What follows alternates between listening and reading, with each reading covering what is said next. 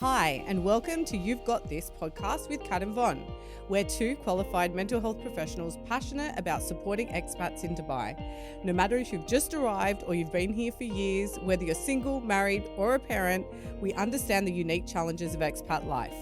Our podcast will help you navigate these challenges by offering real, relatable conversations about mental health and well-being. Sometimes funny, but always real. We'll share tips, expert insights, and personal stories to remind you what you're experiencing isn't a sign of weakness. It's a part of being human, and you've got this. Let's dive into today's topic. Unhelpful thinking patterns in motherhood. I think it's a really important topic. Not just for new mums, but for mums of teenagers, mums of toddlers, mums that are now empty nesters. You know, see you later, off you go to the UK or Australia or America, wherever it is, to do your studies. So the first one that I've got is the perfection myth. I don't think I ever had it, but you go for it. I bet. Genuinely didn't. Go on, tell us one. What did that entail? So this is not just like there are some of these that I've experienced, but no, I didn't. I'm sure we've all had our birth stories, and my first birth story was not the easiest, so that perfection had to just go out the window. But you know, as a new mum, the idea of everything has to be perfect, everything has to look a certain way, how your home looks, how you parent, how you even look and present yourself at the school gates. I'm now remembering that I did do all of these things. Yeah, so it was not nearly close to perfect, but just the idea that it should be a certain way, and if it's not, then it's not enough. Yeah, and just also I don't think it helps that, you know, there's a lot of information, aesthetically pleasing information out there that makes it look like it's so simple, but it's not. And you know, I'm trying to think of a really simple sort of perfection example that your lunches, like even lunch boxes, having to be these bento box sushi, you know, extravaganzas. It's really, that is so, it's true, right? Like we are lucky enough to have a nanny, obviously.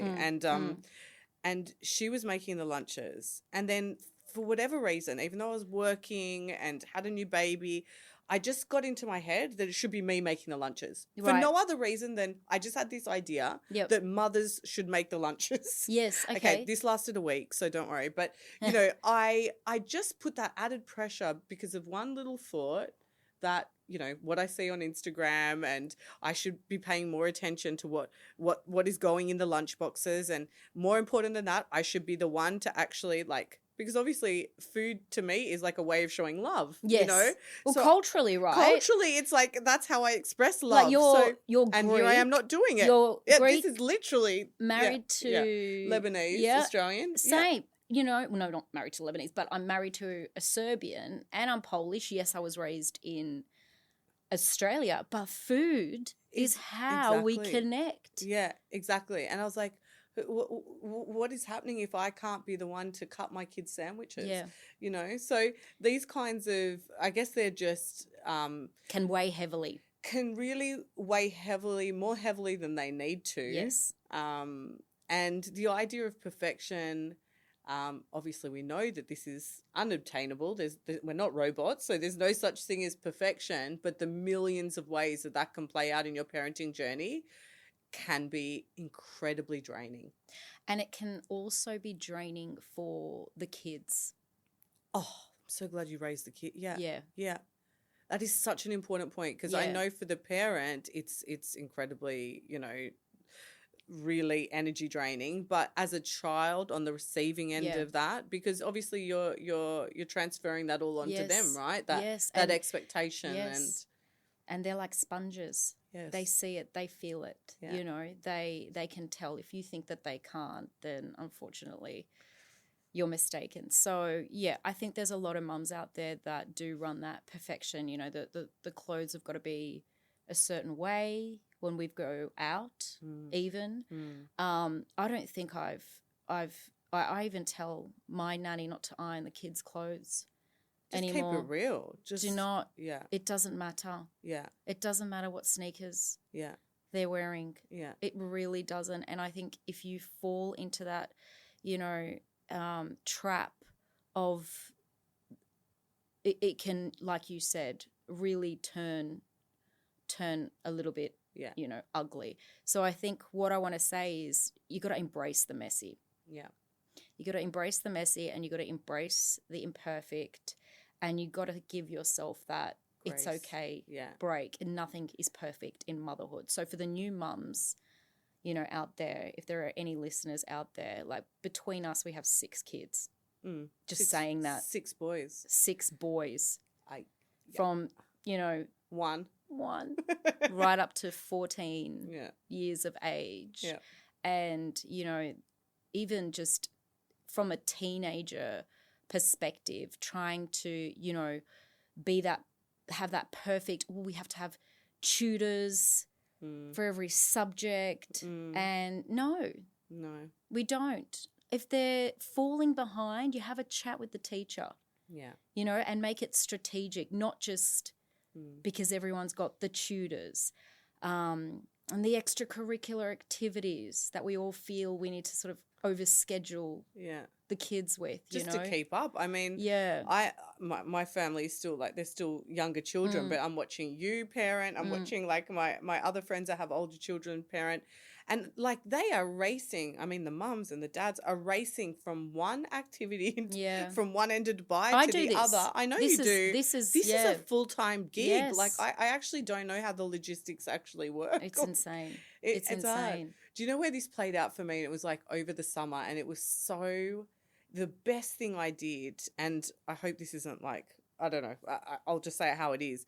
But my Instagram feed was full of parenting experts, and I was already feeling sensitive about the way I was parenting the kids and feeling a little bit overwhelmed, and I was trying to keep up with all the different like parenting advice sort of channels that were sharing information with me, well-intentioned information, but how I was perceiving it or how I was processing it was feeling that I am not doing enough, I am not good enough, I am not evolved enough as a parent, I am breaking my kids, you know, and it just got to the point where it was so loud, all the advice, that my only option was honestly to delete Instagram off my phone. Like I just couldn't handle one more piece of well-intentioned advice about how I needed to parent. A lot out there.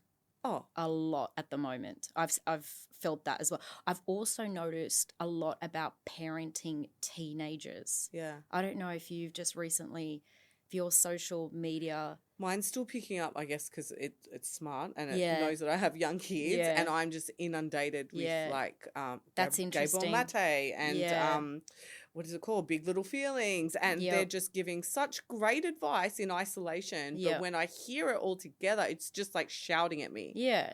And it's bizarre because I was going down the rabbit hole on a feed, and it's like, what deems someone to be a parenting expert? Like, do they have really amazing adult kids? And that's true. No, and you know what I mean? Like, how do you become a parenting expert? I don't know. No, exactly. Like, what is it that you did? I love the advice. Yeah. Show me. Yeah. Show me your adult child that's doing amazing. Show me your adult child. And then I'll follow. No. And I just think parenting is such a personal thing, you know, and it's what works for your family. That's what I think. That's with the perfectionism as well. If it works and it doesn't have an effect on your quality of life and you're not getting up at 5 a.m. to do things that you probably don't need to be doing, like cleaning, I don't know, like lunch boxes and getting your outfit. The lunch bento box to wow the other 5-year-olds. Then it can get. Do you know, I guess the bit that was like most concerning to me is the fact that, you know, like I said, like parenting is such an individual experience, okay? And you know your children better than anyone else. And when we lose connection with our own wisdom about what's right and wrong and constantly seek the expert, it's fine to seek expertise, but at some point you have to reconcile it with what you know and feel is the right thing for you and your family. Yes, because it's just like our DNA. There is no Yeah. family that mimics yours. Yeah. It is impossible. Yeah. That we're all, okay, fine, on a surface level, yes, we're all dealing with teenagers that, want to slam doors and Yeah. tell you that they hate you. Yes, okay, tick, fine. Yeah. And toddlers, yes, they'll have tantrums. Yeah. Yes, they'll cry. They'll Yeah. pull things off shelves. But there's no formula. There's no magic formula to talk a toddler down from a tantrum. Exactly. Common sense. Which brings me on to my next one, which is that control and predictability. So like motherhood is so unpredictable. You cannot control anything. Yeah. And I didn't know I was a control freak till I had kids. Agree. Didn't know. Agree. I wasn't one. No. And then became one. Agree. Me too. Yeah. It's scary. Yeah. It's scary to see that and find that out. Yeah. That you run that Yeah, unhelpful, that. pattern. But what's important is you recognize it and you try and keep it at bay. Yeah. And if you can, it's gonna be. How did that play out for you? Like some of the thoughts that go through my mind, it's like my 5-year-old would come to me and say, something like, obviously with my therapist hat on, I'd hear it and the prickles on my skin would go up. I'm like, oh my God, he already has anxiety. Oh my, I would want to like control every element of him not experiencing anxiety. And I really had to talk myself down in that instant. Like he is going to feel anxiety. He is going to feel anger. Yeah. He is going to feel XYZ. Yeah. And me trying to like manipulate his environment not to feel those things. No. I caught myself. I'm like, really? Everything I know, I just did the complete opposite. Yeah, I mean, right. I just fell straight into that trap. Well, I totally agree. And you can't do that. You cannot cushion and change an environment for someone. They have to see it and feel it for themselves. But what we can do as parents is teach our kids the skill of, you can't, like once you fall into the trap of wanting to control anything, then you've lost. You're lost. Like if you're controlling something, you're out of control. You're already out of control. As soon as you want to control something, I've said control so many times now. So for me, that was a big one. I think with me, you know what it was? I don't know if listeners would agree. I don't know if you would either. But for me, and yours are still a lot younger, but actually I've met people that actually at this stage do, even at that age, have a control around academics. It took me a while to understand that each of my kids learns differently and that they may excel in science and English but not in math. And I can't control that. Yes. I can assist and help and provide, but I'm not going to be the one that can control it. Yeah, I know you know what I'm saying? Yeah. And making peace with, they're going to learn differently. They're not going to be able to be great at every single thing. And that's okay. But also, and this is back to kids are sponges, they can feel it. So true. They see it. Allowing them to also know that so that they don't feel the complexes of, well, I'm not good in this area. Everyone else is, and I should be, and I know that mum's doing certain things because she thinks I should be too. So I think that area of control is not so good, and I'm still learning with this. Like, is this like your Polish upbringing as well? Maybe. Like where it's very, like academics. Academic focus. You're going to uni. Yeah. Whether you like it or not, you're going. You're born and the plan is there for you. Yeah. You know, you're going to do like 3 things: doctor, lawyer, engineer. Yeah. I love my Indian parents. I'm like, how do you do that? How do you have a doctor, and an engineer? How did you do that? Tell me how you did that. No, I do take that point. And I think down the other end with my little ones, it plays out. it plays out differently, but when you have 3 kids and they're all so different, Yeah. and one of them very textbook, you know, sweet and kind and Yeah. gentle, and then one that is just like, I don't know, he reminds me of Tarzan. Like, he's just, you know, such a cute swinging off the Tarzan. rafters, and, you know, and that's okay. That's But okay. in my head and my upbringing, Yeah. no, you're supposed to be sitting down and reading a book. Like, what are you doing? And Climbing the and walls? quietly. And quietly. Yeah, I just, yeah, it's even like when we go visit back home, just, you know, our parents, like you can really see the difference in generational True. parenting. They're judging us so much. They're just like, you know, I know. And I just think, well, hold on. Had maybe if I had been spoken to like that, maybe I could have been doing even and more thinking, amazing. yeah, I think you're amazing, Vaughn. But do you know what I mean? Like, I do. We're not doing this new whole parenting. What's it called? Not gentle parenting. Yeah, gentle parenting isn't about letting our kids get away with everything. No. I think people have taken the term and run with it, mushed it into something complete. Like, you just got to be gentle to your kids and let them do whatever they want to do. No, boundaries are an act of love. Like, that's the absolutely. Truth. It's you have to have boundaries, and they must learn the word no. Yeah, no is a sentence, and I'd rather they learn it from me than like learn it from me first than the real world where they'll also hear it. You know, or they'll have a boss that, you know, couldn't care less about their emotions and how they're feeling that day, and will rightly explain it, and they should be able to address that and roll with that.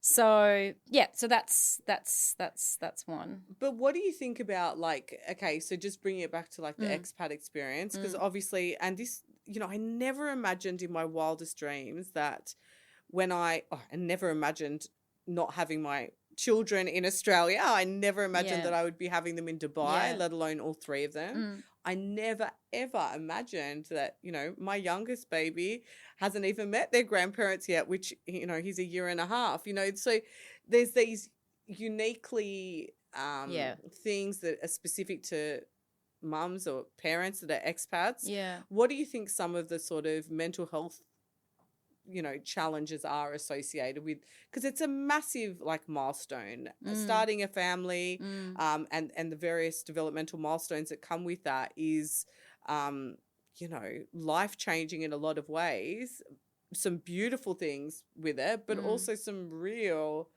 you know, I don't want to like minimize it, but I definitely struggled during one of my pregnancies with my own mental health, and realized, like this is hard. You know, it's very hard. And I think part of it for me was in Australia, you know, yes, I would have been around my family and friends and normal support structures, whereas this was in a faraway land that I didn't know the medical system as well as, you know, turned out to be, I think, an advantage actually delivering here in retrospect. But at the time, it's super overwhelming. And I think my obstetrician said the best thing to me for my first pregnancy. He said, Katrina, now listen, you know, what is it called when you have depression, when you... Postnatal. Yep. He said... I said to him, look, I am prone to anxiety and I'm worried that I'm going to have postnatal depression or something like that, because my mum had it and. And he said, Katrina, the most important thing is if you are feeling like that, you have to let us know. Yeah. And truly the most simple thing. And I just knew after I delivered, you know, I was paying attention to my own headspace, and I knew that I had promised him that if that was what I was feeling, I had to speak to that. You know, instead of saying it's fine, I'm just tired, or, you know, whatever it is, that there is supports here that can help you. You don't have to do this alone. Yeah, it's so important to bring that up, because, you know, postnatal depression is such a delicate subject. And again, everyone does, you know, who have experiences in it a very unique way. And what I would say definitely to, you know, any new mums out there who are listening, that do not wait. Do not wait. If there is a sadness and a feeling of you're overwhelmed, you must seek support immediately. And can I just jump on that and say how to do that? You know, Yeah. a lot of people that may not have accessed like mental health supports through a therapist, psychologist, and so on, might feel like really daunted. But really, it can be as simple as going to a good GP and saying, "I'm feeling this. You know, can you direct me? Do you know a therapist that can help me with this?" You know, you don't have to start looking up. You know, No, do not go down the rabbit hole. You don't have to go down that rabbit hole. No. You could just tell your GP, very simple, your general practitioner, yes. I'm feeling this, and can you connect me with someone that can help me? Yes. As simple as that. Yeah, and it is so important for you, number one, and for the health of also, you know, your baby and for your relationship with your partner and the family. But number one, you. And that self-care is not selfish. Absolutely not. Absolutely not. So on that one, I wanted to do one with, and this one kills me, the comparing yourself to other mums. Eesh. How do you do it? How do you make it look so easy? That mindset, you know, and comparing that whole Instagram, the reality, which is not really the reality.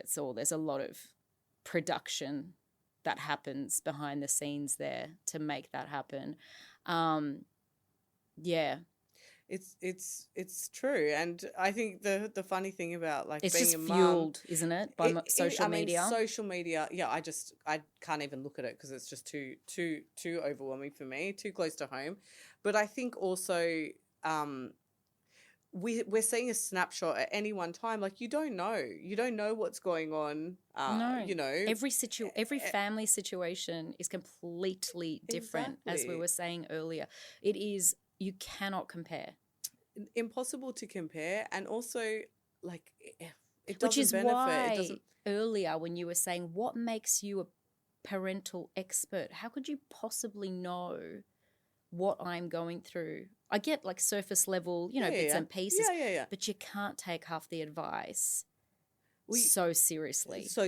And I think that's the distinguishing point. Yeah. And I just think when you like compare and despair, like the whole social media thing or just in life, in real life examples, you know, you want to say, oh my gosh, this used to always like really upset me because I just find playing with the kids, like I've got like 15 minutes in me to like play and then I'm like, I'm out. Like, can we just sit down and like watch TV? I know that's the worst thing to admit, but you know, I really struggle with like playing with them on their level and I feel so inadequate about that. So when I see mums on the floor rolling around and the even laughter, dads, and I see some amazing dads my out husband's there. amazing at it. Oh, is he? He is so, he's like, do you want to build a tower? I'm like, how do you, what? Like, I love that he does that. Oh, no. But, you know, even in just those really innocent ways that and it's like, oh, I wish I was more like that. Yeah. But I'm great in other ways, I think. think. That's important. What you're about to say, I don't know if you're going to say with that. Tell me what I was going to say. But I think that's what's important. There will be things that you're good at that your partner isn't. Yeah. And that your partner's really good at. Yeah. And that you're not. And allow that to happen. It's that teamwork. Yeah. You know? And not trying to be everything. In what other role in our lives do we try and be everything? Apart from being a parent. It's like, I need to be all the things. Yes. I need to be a great cook. I need to be... Impossible. You know, a therapist, a nurse, a taxi driver. Like we wear all these... But this, I think, is a generational thing because I don't think our parents were doing that. No, I can assure you. No. My mum was not. No, so it's interesting because when I was thinking about these unhelpful thought patterns, and I was thinking, did my mum ever run any of these? And I can, without a shadow of a doubt, say no. No, she didn't. No. She I think there were loads of times where I went to school with like I forgot there's no lunch. Yeah, mum wasn't packed. She'd give you know. Like in Australia, the sandwich bag, you'd write your own, what lunch are you getting? You'd go, Mum, I need this amount of money. You know, there was a lot more independence on the child. Yeah, to work it out. Onus is on, you know, the child. And I'm not saying that that's also the right way to go about it, but it's interesting how we've evolved as mothers, and instead of with all the information that we have, the textbooks, the books, the experts, that this and that these are unhelpful thought patterns that many, many, many mums run. Yeah. That I can assure you our parents did not. Yeah.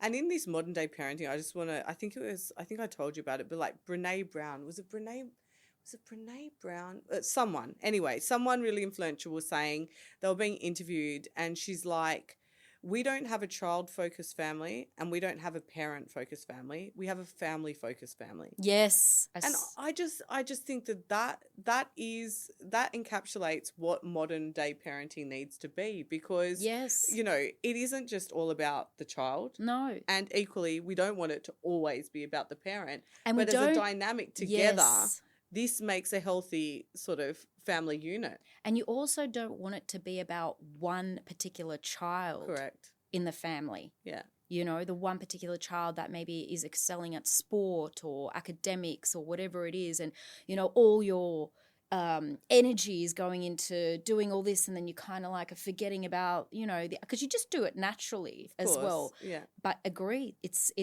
you have to be family orientated. Yeah. You know, nowadays. And so what does that look like? That looks like maybe, you know, my partner, my husband is coming home late from work. Yeah. And he can't take someone somewhere. And so, sorry, you're going to miss it today. Yeah. You're going to miss whatever you've got to do.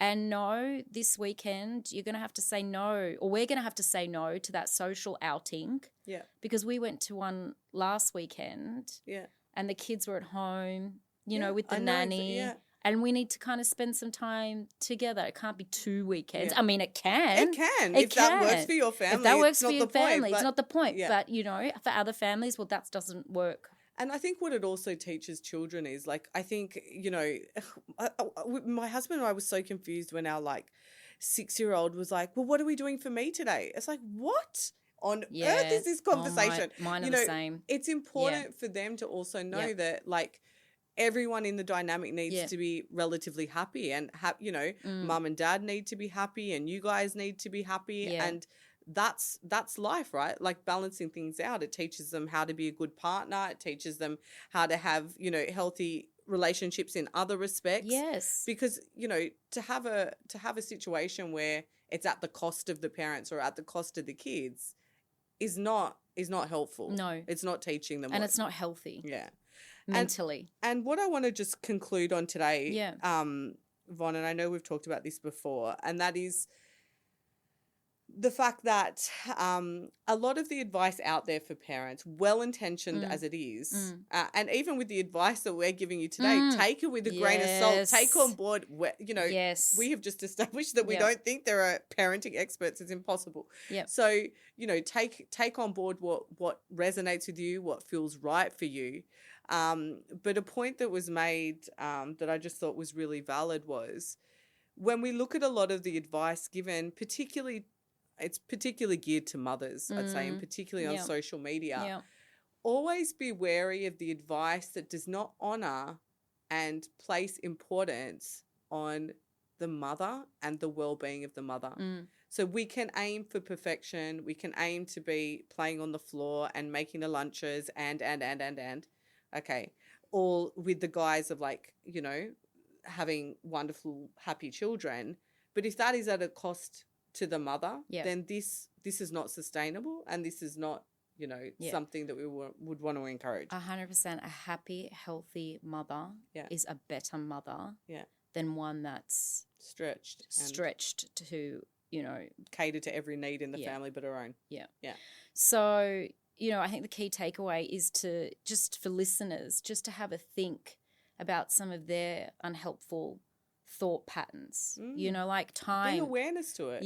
Even time expectancy. Like, there are so many mums out there that will have a baby and then be like, okay, I need to lose my baby weight within 3 months. Yeah. Because that's what I see, you know, on social. No, that's not sustainable, and it's not healthy.